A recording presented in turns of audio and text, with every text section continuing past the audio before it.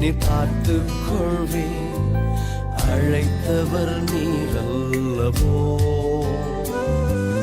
கலங்கிட மாட்டேன், பயந்திட மாட்டேன், குழப்பங்கள் தேவையில்லை, குழப்பங்கள் தேவையில்லை.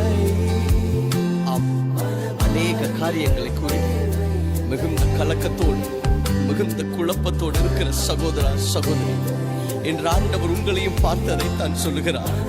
உனக்கு தேவையானதெல்லாம் ஒன்றே ஒன்று தான், என்னுடைய பாதத்தை பிடித்துக் கொள்வது தான்.